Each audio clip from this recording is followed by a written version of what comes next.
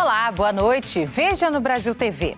Paralisação dos funcionários do metrô e da companhia de trens afeta a vida de milhões de passageiros na região metropolitana de São Paulo. 5 pessoas morrem numa operação do Ministério Público Estadual e da Polícia Militar de Minas Gerais. Famílias do Rio Grande do Sul tentam se reerguer um mês depois da destruição provocada pela passagem de um ciclone. E ainda o projeto que leva sustentabilidade e renda para pequenos produtores de Brasília, a partir do mel. Terça-feira, dia 3 de outubro, agora no Brasil TV.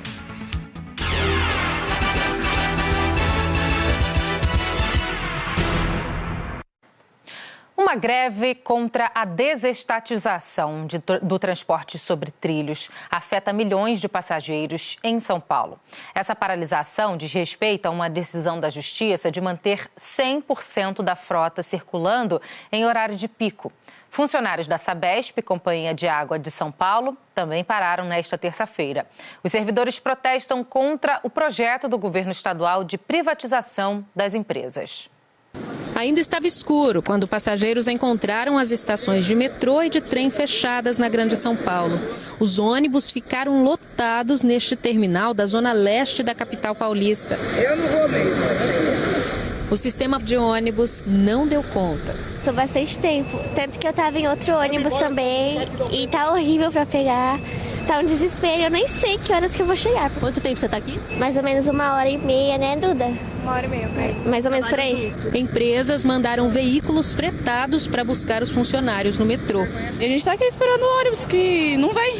A Bruna estava na estação Tucuruvi, Zona Norte. O chefe pediu a ela para chamar um carro de aplicativo. E eu tô esperando ele mandar o Pix para eu conseguir, que eu não tenho dinheiro. Mas mesmo com dinheiro não foi fácil achar um motorista. Pede, cancela. A gente vai ver agora um ônibus para ver se a gente chega. Difícil, né? O povo querendo trabalhar e não pode.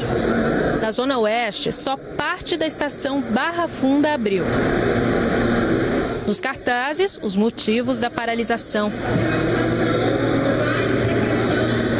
Acho uma palhaçada, né? Tipo, lutar pelos direitos de uns, infringindo o direito de outros, muitos outros, né? O sistema de trilhos da região metropolitana de São Paulo tem 13 linhas. 4 administradas pelo metrô, 5 pela Companhia Paulista de Trens Metropolitanos. As 2 empresas pertencem ao governo do estado. 4 linhas estão concedidas a grupos privados. As linhas sob concessão abriram hoje. As administradas pelo estado ou não funcionaram ou operaram parcialmente. Essa aqui é a estação Jabaquara da linha 1 azul do metrô, que liga a Zona Sul ao centro e a Zona Norte. Muita gente que mora na Baixada Santista e trabalha na capital passa por aqui. Os portões estão fechados e a passagem bloqueada. Os próprios grevistas têm orientado os passageiros a buscar alternativas, como ônibus ou transporte por aplicativo. Mas, em alguns casos, o jeito é voltar para casa mesmo. A Liliana passou a noite de plantão no hospital. Sem metrô, a auxiliar de enfermagem saiu da Zona Norte para a Zona Sul de ônibus. De Pirituba peguei um ônibus, desci em Santana. De Santana desci ali no ponto final para pegar um Jabaquara para chegar até aqui. Mas ele me deixou na estação Conceição. E estou vindo a pé, desse jeito aqui. Funcionários da Sabesp, companhia de saneamento que tem capital privado, mas é controlada pelo Estado, também pararam hoje.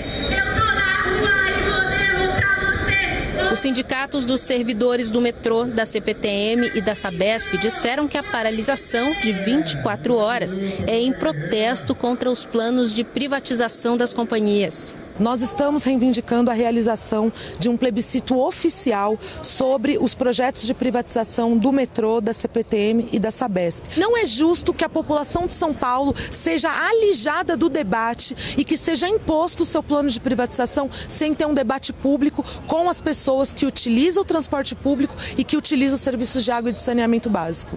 A A greve desrespeitou decisão do Tribunal Regional do Trabalho de manter 100% da frota do metrô e CPTM circulando nos horários de pico e 80% nos demais horários, com uma multa fixada em R$500 mil. A decisão do Tribunal Regional do Trabalho se baseou em uma decisão do Tribunal Superior do Trabalho durante o processo de privatização da Eletrobras. Na época, o TST decidiu que a greve era abusiva por ser de caráter político. A Justiça também determinou que o Sindicato dos Trabalhadores em Água e Esgoto e Meio Ambiente mantenha 85% dos servidores em serviços essenciais da Sabesp. De manhã, oficiais de justiça estiveram no Centro de Controle Operacional do metrô e da CPTM.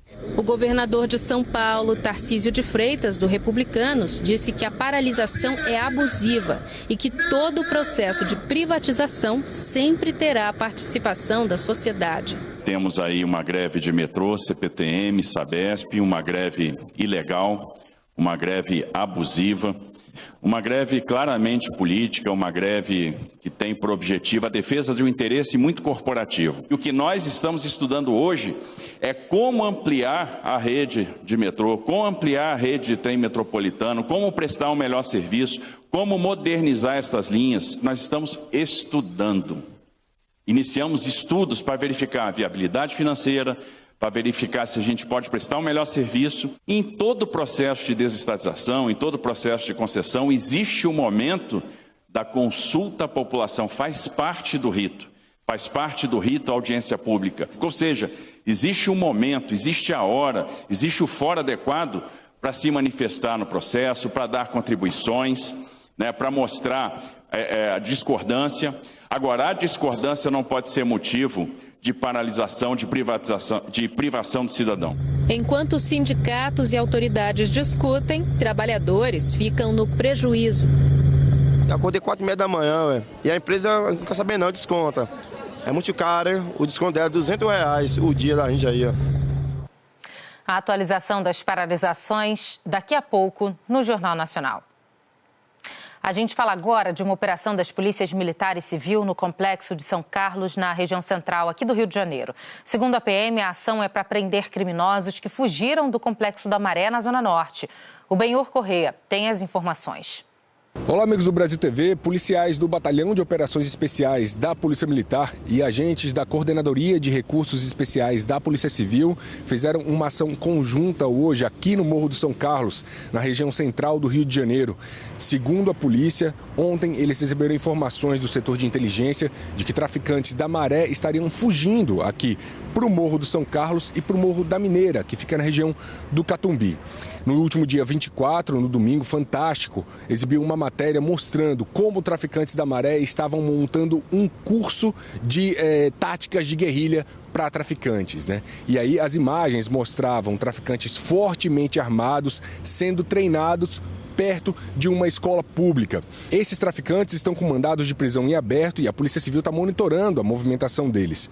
Ontem, receberam a informação de que parte deles estavam migrando para essa região central do Rio de Janeiro. Hoje, na ação, 2 criminosos foram baleados. Eles foram encaminhados para o Hospital Souza Aguiar, mas não resistiram. Com eles, a polícia apreendeu pistolas, drogas e rádios comunicadores. Aqui, durante a ação, a polícia também apreendeu uma metralhadora .30, que é usada em guerra. Ela tem um poder de fogo de 200 tiros por minuto e um alcance de até 3.000 metros. É esse tipo de armamento que ainda está em poder dos traficantes do Complexo da Maré. Ontem, em Brasília, o ministro da Justiça, Flávio Dino, assinou a autorização para o envio das forças de segurança nacionais aqui para o Rio de Janeiro para reforçar e ajudar nas ações dentro do Complexo da Maré. A partir da semana que vem, agentes da Força Nacional chegam aqui para vigiar as entradas do Complexo da Maré e a Polícia Militar e Civil vão fazer operações diárias na comunidade para tentar cumprir dezenas de mandados de prisão que estão em abertos. 300 homens da Força Nacional com 50 viaturas atuarão no Rio em apoio às equipes de polícia do Estado e por tempo indeterminado. Além disso, esses agentes da Força Nacional vão auxiliar na instalação de câmeras de reconhecimento facial nas ruas do Complexo da Maré. O complexo não vai ser ocupado. Benhur Correia para o Brasil TV. Nesse mesmo pacote de medidas, o governo federal destinou 20 milhões de reais para investimentos em segurança pública na Bahia. Hoje, o governador Jerônimo Rodrigues, do PT, informou que as ações vão envolver as polícias militar, civil, federal e rodoviária federal. Segundo o governador, em um primeiro momento, o policiamento vai ser reforçado nas divisas com Pernambuco, Alagoas e Sergipe.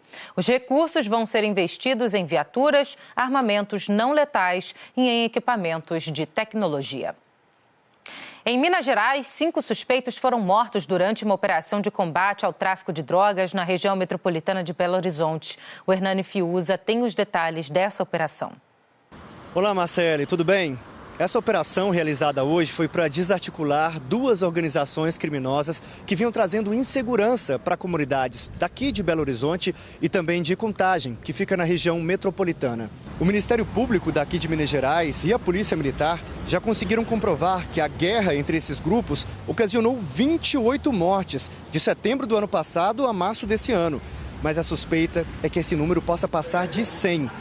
A operação tinha 23 mandados de prisão, aqui em BH, na região metropolitana e em outras partes do estado. Nas cidades de Mateus Leme e Felixlândia, 5 suspeitos trocaram tiros com a polícia. Eles foram baleados, socorridos, mas não resistiram aos ferimentos. A porta-voz da APM falou sobre a ação. Esses líderes, eles já não moravam mais dentro do aglomerado, coordenavam esse tráfico de entorpecentes, essa disputa fora, em casas de padrão mais alto, em outras cidades, inclusive. Então, eram pessoas que já tinham uma relação com o crime de mais de 15 anos, com outras condenações. Nós sabíamos que havia uma grande possibilidade de reação e o que de fato aconteceu. A polícia também cumpriu 24 mandados de busca e apreensão e encontrou armas, drogas, celulares e dinheiro do tráfico de drogas. Todo o material foi encaminhado para a perícia. Marcela, eu volto aí com você. Em Mato Grosso do Sul, a Polícia Civil prendeu 4 suspeitos de crimes sexuais e violência doméstica. Entre eles, um homem condenado por estuprar 10 mulheres em 2007. Ele foi preso mais uma vez por atacar outras 3 vítimas. O Osvaldo Nóbrega tem as informações. Os suspeitos foram presos durante a operação realizada pela Delegacia Especializada de Atendimento à Mulher. Dos 7 mandados de violência doméstica e descumprimento de medida protetiva expedidos pela Justiça, 4 foram cumpridos em Campo Grande e na cidade de Terenos. Entre os investigados está José Carlos de Santana Júnior, de 37 anos, suspeito de atacar 3 vítimas em menos de 15 dias. Segundo a polícia, ele agia bem cedo quando as mulheres iam para o trabalho. Ele fingia que estava falando ao celular, abordava as vítimas fazendo menção que estava armado com faca e cometia os crimes. Ele escolhia as vítimas de forma aleatória, não planejava, segundo a polícia. O carro usado nos crimes era do pai dele. O veículo foi apreendido e vai passar por perícia. O suspeito disse que não se controlava e, por isso, atacava as mulheres. O José Carlos de Santana Júnior chegou a ser condenado a 34 anos de prisão por estupro. O tempo que passou na cadeia, concluiu o ensino médio, fez faculdade, foi solto há cerca de 2 anos e agora, segundo a polícia, voltou a cometer os mesmos crimes. Os 4 suspeitos durante a operação serão encaminhados para o sistema penitenciário. De Campo Grande, Osvaldo Nóbrega para o Brasil TV. Um homem foi preso por manter pássaros em cativeiro durante uma operação da Polícia Federal e do IBAMA, hoje pela manhã, no Recife. Ele vai responder por crime ambiental e receptação de animal silvestre. Ainda de acordo com a PF, a operação investiga fraude nos sistemas de informática administrados pelo IBAMA, captura de pássaros silvestres e clonagem de anilhas, que são aqueles anéis de identificação utilizados nesses animais. 3 mandados de busca e apreensão também foram cumpridos nos bairros de Ouro Preto, em Olinda, Pau Amarelo, em Paulista, e no bairro da Mangabeira, no Recife, que, de acordo com a Polícia Federal, eram os bairros de atuação do grupo investigado. Agora, olha essa história. Mais de 500 celulares roubados foram devolvidos para os donos no Piauí. Alguns aparelhos já estavam nas mãos de receptadores. A polícia recuperou os telefones durante operações no estado. A entrega dos celulares aconteceu aqui no auditório da Secretaria de Segurança Pública do Piauí, em Teresina. 550 pessoas conseguiram reaver os celulares. São aparelhos que foram roubados ou furtados e, de certa forma, causou prejuízo aos verdadeiros donos. As vítimas foram convocadas através de um edital. Os donos dos aparelhos precisaram apresentar o documento de identificação, nota fiscal, caixa do aparelho e o boletim de ocorrência que notificou o furto ou roubo.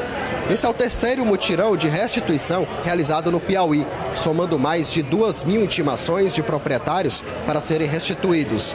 Todos os aparelhos foram recuperados durante ações de combate aos crimes de furto, roubo ou receptação de celulares desde o início do ano. Tem gente que recebeu até 4 celulares que foram tomados por bandidos. Dados da Secretaria de Segurança mostram que o índice de recuperação de celulares roubados cresceu mais de 125% em relação ao mesmo período do ano passado aqui no estado. 30 dias depois da maior enchente da história do Vale do Taquari, no Rio Grande do Sul, as cidades começam aos poucos a retomar a normalidade. 50 pessoas morreram na tragédia e 490 permanecem desalojadas. Na cidade de Mussum, uma das mais afetadas, a comunidade está reabrindo comércios com a ajuda de voluntários. A música no quiosque representa união e recomeço. A TV que toca esse som foi trazida por um dos funcionários para ajudar a empresa a voltar a se reerguer. A gente perdeu tudo, na verdade, mas com a ajuda das pessoas para fazer a limpeza geral e os funcionários trouxeram alguns equipamentos de casa, porque a gente não tem TV, não tem mais rádio, micro-ondas, liquidificadores, essas coisas. A gente trouxe das nossas casas para poder abrir, para essas pessoas ficarem com emprego também, né? E eu sobreviver. No bar, que a água entrou até o teto, ninguém perdeu o emprego. Pelo contrário, estou precisando contratar. O otimismo é o sentimento que toma conta da comunidade de Mussum. Vamos tentar recomeçar de novo, vamos tentar ser o que nós era antes, para atender o nosso cliente e ajudar a nossa comunidade.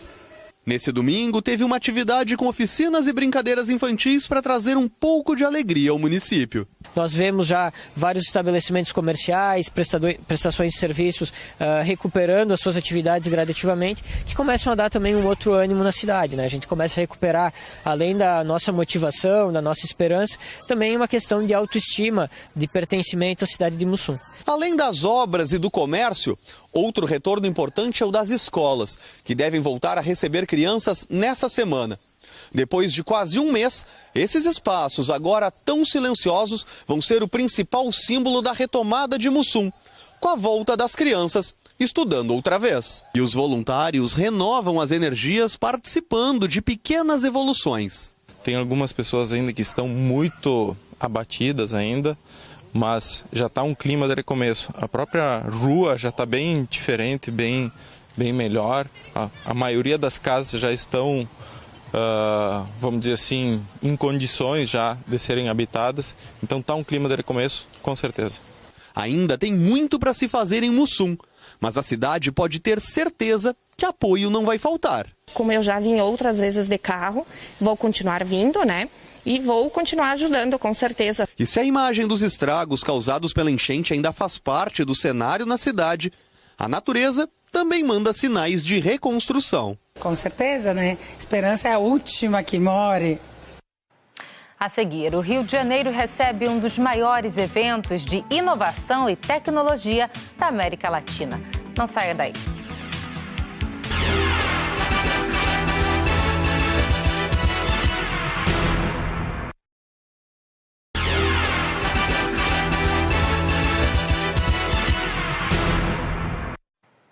Brasil TV de volta falando do projeto piloto para impulsionar a produção de mel orgânico entre os agricultores familiares da Chapadinha, no Distrito Federal.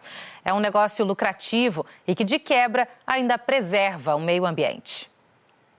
Este lugar lindo no Lago Oeste é o assentamento Chapadinha, estabelecido em 2005. A região é um dos polos de produção de alimentos orgânicos do DF, sabia?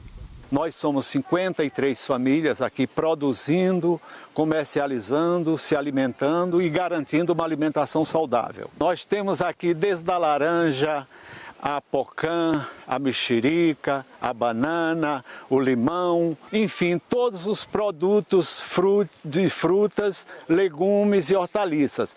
E há uns 10 anos aproximadamente nós começamos a produzir o morango orgânico. E é justamente por serem uma referência na produção de orgânicos que os agricultores familiares da Chapadinha foram escolhidos para participar de um projeto piloto que vai impulsionar a produção de mel orgânico.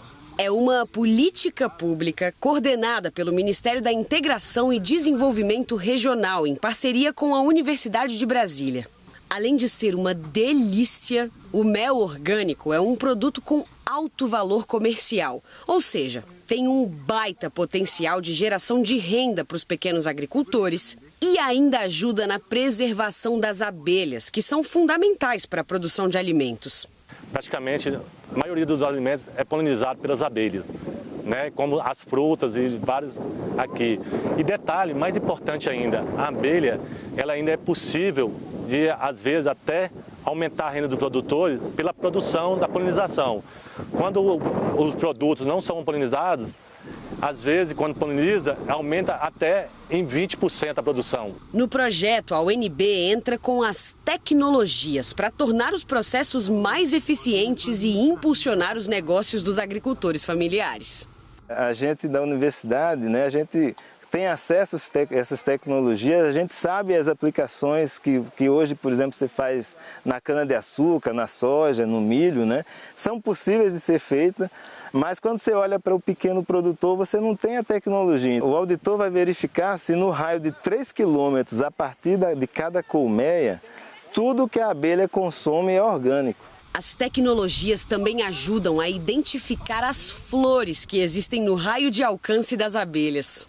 Eu faço um levantamento das espécies que a gente tem aqui na Chapadinha para verificar se os dados que o drone está captando são as mesmas espécies, inclusive com as mesmas coordenadas. Além disso, é importante fazer essa identificação das floradas para saber qual vai ser o tipo de mel que vai para o rótulo. O Raimundo tem intimidade com as abelhas desde pequeno, mas só agora, com o projeto, ele realmente entrou em contato com as técnicas da apicultura e já está imaginando um futuro promissor. Quando eu tiro, que aviso para alguém, o pessoal quer mais, mas eu tiro só 2, 3 litros, que eu não tiro muito, né? Não dá para quem quer. Se eu tivesse o mel hoje produzido por nós aqui, eu teria capacidade de fornecer pelo menos uns 100 litros por mês para o pessoal conhecido da gente, que conhece, que sabe que a gente produz um produto bom aqui e puro, né? Puro. Esses produtores da Chapadinha conseguiram recuperar uma área degradada de 42 mil hectares de cerrado nativo em Sobradinho. É um grande exemplo de como aliar o meio ambiente com a produção agrícola faz bem para todo mundo. Começou hoje no Rio um dos maiores eventos de tecnologia e inovação da América Latina. A terceira edição do Rio Innovation Week vai até sexta-feira. Ela está nas nossas vidas o tempo todo. Para usar o transporte público, para sacar dinheiro, para resolver quase tudo pelo celular. E a partir de hoje, o Rio de Janeiro está no radar desse mundo que mexe tanto com o nosso dia a dia, o da tecnologia. Durante 4 dias, o Rio Innovation Week traz para o Pier Mauá os principais nomes do setor. A gente tem palestras, experiências, então a tecnologia aqui ela pode ser tocada, ela pode ser usada, para que a gente não fique com aquele mito, a tecnologia é muito complexa, não é para mim, ela é muito cara, não, tem tecnologias aqui que transformam o seu negócio, a sua vida, gratuitas. Realidade virtual e mundo real. Esses dois universos estão interligados, como mostra o Tiago, nesse estande do Senac com os óculos de realidade virtual. Aquilo que a gente às vezes não tem a possibilidade de fazer no mundo real, ali a gente tem as possibilidades de estar mergulhando nesse novo mundo. Né? Olha só, no estande da UFRJ, eles estão mostrando esse tecido aqui, que é feito por bactérias. Ele é 100% vegano. Esse aqui é mais molinho, super macio. macio, mas também tem um outro numa versão mais firme. Pode ser usado para bolsas, roupas, mas esse material também pode ser usado para tratamento em algumas doenças. A gente também tem, junto com a Fiocruz, um projeto de utilização desse mesmo material, mas processado de uma forma bem diferente para fins farmacêuticos ou para cobertura de feridos, uma cobertura temporária. Serão 1.500 palestrantes e mais de 200 empresas e instituições de pesquisa. Anitta, Xuxa, Gabriel Medina, o físico Marcelo Gleiser, Luciano Huck, Maju Coutinho são alguns dos nomes confirmados para as palestras. Hoje cedo, a Globoplay marcou presença no evento com uma palestra sobre a produção de conteúdo para o streaming. Um novo momento para a programação da Globo que a gente já conhece, como novelas e séries, a qualquer hora e em qualquer lugar. O streaming ele é um negócio drivado por duas coisas, tecnologia e consumidor. A gente entendeu, não só a gente como mercado, né? A Globo já sabia disso, que para você ter uma conectividade com o público brasileiro, com o público local, você precisa criar conteúdo local. É o Rio mostrando ao mundo que a tecnologia também tem o nosso jeito. O Brasil TV fica por aqui. Outras notícias logo mais no Jornal Nacional, às 8h30 da noite, hora de Brasília. Uma ótima noite para você. Até amanhã.